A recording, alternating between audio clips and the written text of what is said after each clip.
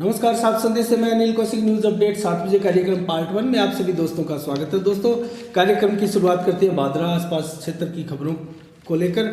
और आज सबसे पहले हम आपको बताते हैं जो कोरोना की पॉजिटिव रिपोर्टें आई है। 2 जून की जो 527 सैंपल की सूची भेजी गई थी दोस्तों, उसमें से 37 कोरोना के पॉजिटिव भादरा क्षेत्र में आए हैं। और मैं कहूँ आपको कि कोरोना की लहर जा रही है। अगर ये रिपोर्टें सही है, अगर ये सैंपल की रिपोर्टें जो हमें प्राप्त होती है सरकार द्वारा, अगर ये सही है तो निश्चित रूप से हमारे यहाँ भी जो कोरोना की दूसरी लहर है वो बुरी तरह से परास्त हो रही है, मर रही है, जा रही है।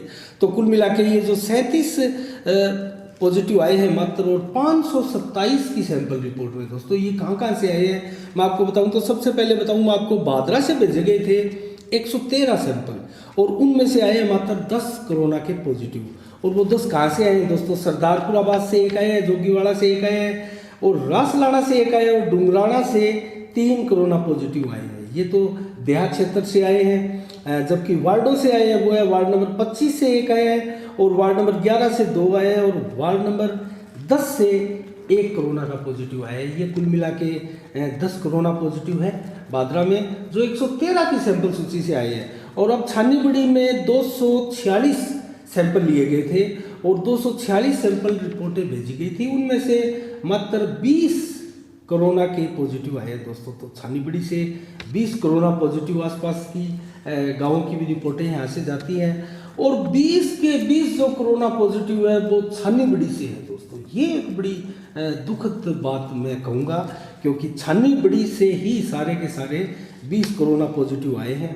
और गांधीबड़ी से 50 की सैंपल सूची भेजी गई थी, 50 लोगों की सैंपल सूची, जिसमें से मात्र 2 कोरोना के पॉजिटिव आए, और वो दोनों के दोनों सरदारपुरावास के हैं। गांधीबड़ी का एक भी नहीं है, चिड़िया गांधी का एक भी नहीं है।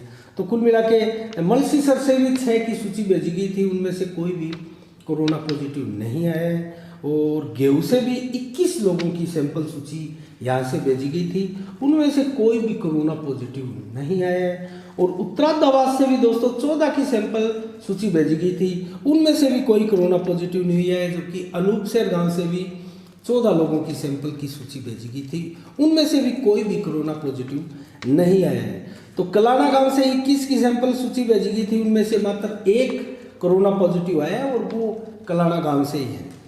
और जिज्ञाश्री छोटी से दोस्तों 14 कोरोना की वो सूची भेजी गई थी, सैंपल सूची, जिसमें से मात्र 1 कोरोना पॉजिटिव आया है, वो जिज्ञाश्री छोटी सी आया है।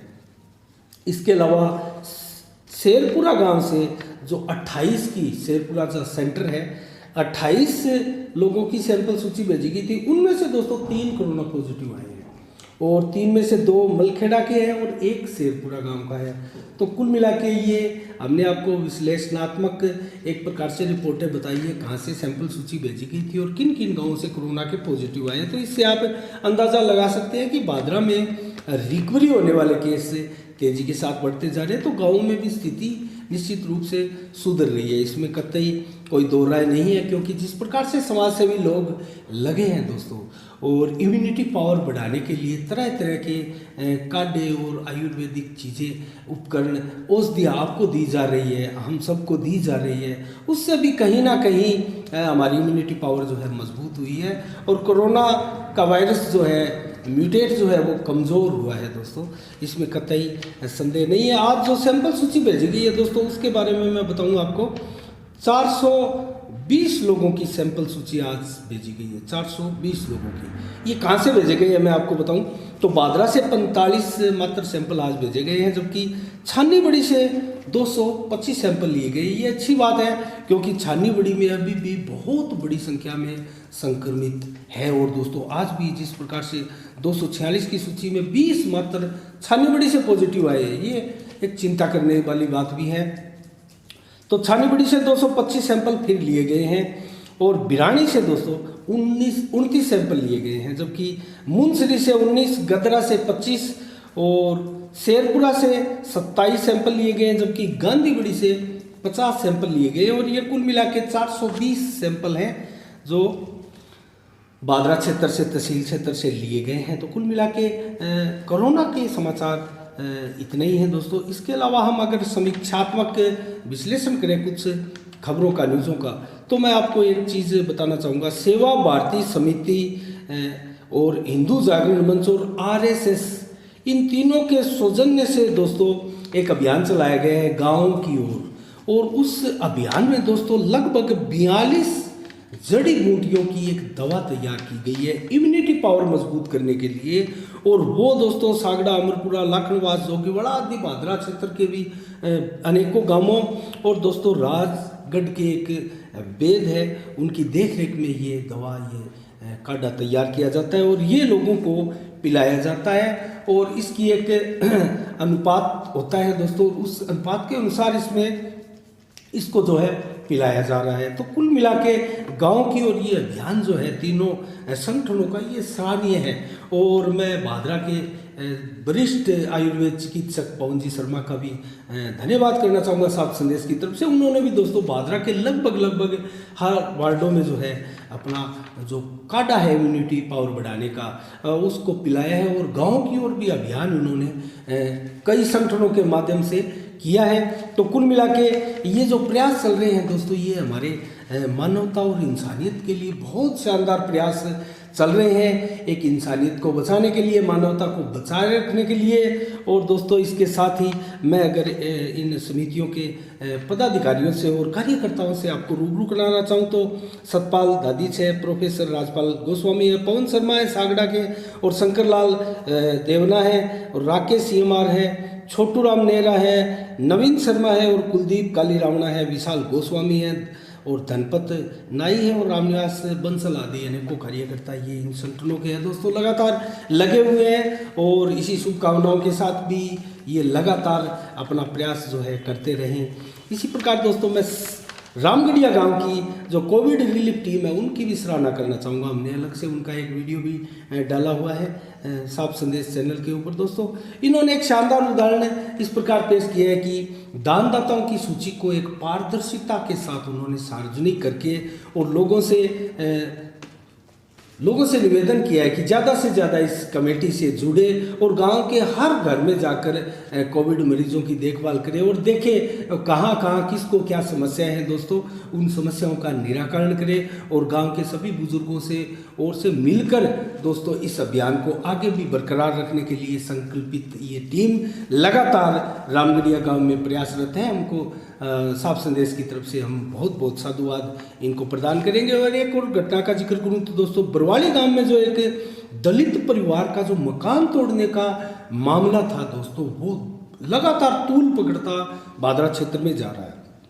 और नेठरा गांव के ग्रामीणों सहित अध्यापक गण भी हैं, उन्होंने भी मुख्यमंत्री को एक ज्ञापन प्रेषित किया है। जिला कलेक्टर और अन्य को भी प्रतिनिधियों के माध्यम से ये भेजा गया है दोस्तों। और उनमें उन्होंने मांग की है और आरोप लगाया है साथ में कि भादरा के विधायक बलवान पूनिया का तानाशाही रवैया जो है इसमें सामने आ रहा है। और बगैर ठोस कारण के जो सुमन है चौधरी दोस्तों, इनकी प्रधानाध्यापक है राजकीय उच्च माध्यमिक विद्यालय जो नेठराना के हैं, उनकी दोस्तों उनकी तरफ से एक मांग की गई है कि ये जो प्रकरण चल रहा है इसके अंदर पारदर्शिता के साथ उच्च स्तरीय जांच हो और जो जिन टीचरों को वो किया गया है, APO किया गया है, सस्पेंड किया गया है, उनको बहाल किया जाए।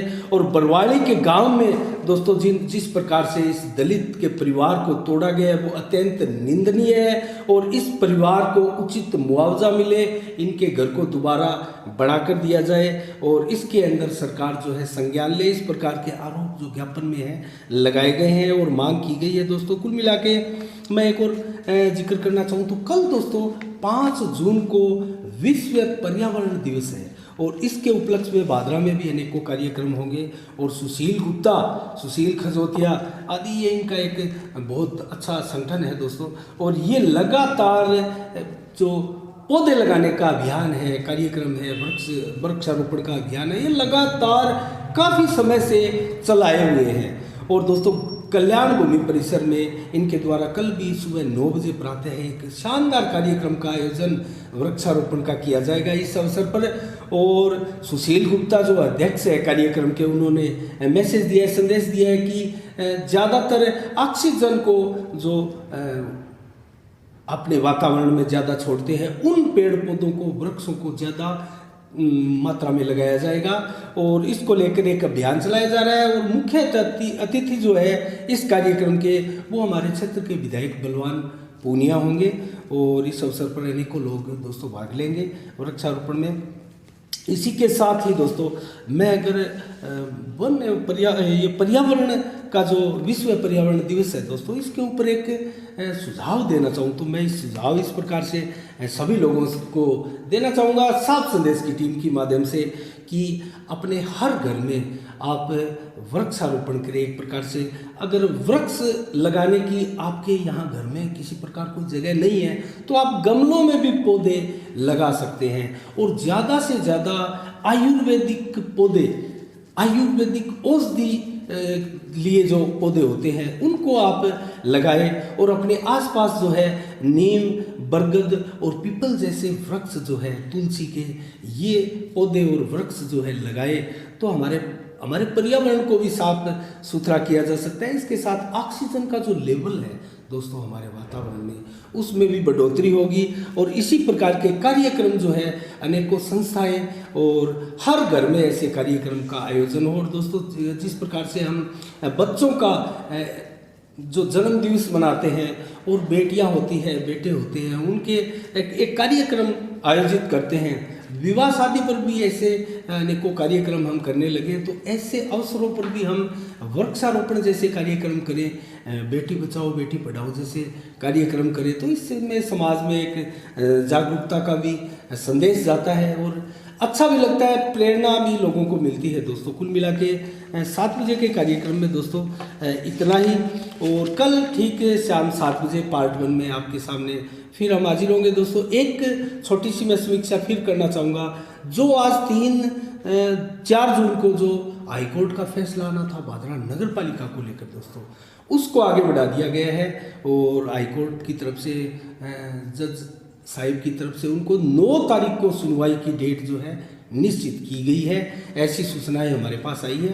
तो कुल मिला के इसको, ये जो प्रकरण ताज़ा चल रहा था नगर पालिका अध्यक्ष को लेकर दोस्तों, तो उसमें अभी विलम्ब है और 9 तारीख तक हम इंतजार करते हैं, देखते हैं इसमें क्या रहता है। बाजी जो है विधायक बलवान पूनिया मार के लेके जाते हैं या फिर बलवंत सैनी के हाथ में बाजी लगती है, लेकिन फिलहाल जो एक जंग छिड़ी हुई है दोस्तों, वो इन्हीं 2 के बीच में छिड़ी हुई है। तो कुल मिला के आज के 7 बजे के कार्यक्रम में दोस्तों इतना ही। कल ठीक शाम 7 बजे फिर आपसे रूबरू होंगे नए समाचारों के साथ, नई समीक्षा के साथ। तब तक के लिए दोस्तों आप अपना बहुत बहुत ख्याल रखिएगा, मुझे दीजिएगा इजाज़त। साफ संदेश से मैं अनिल कौशिक, नमस्कार, जय भारत, जय जय राजस्थान।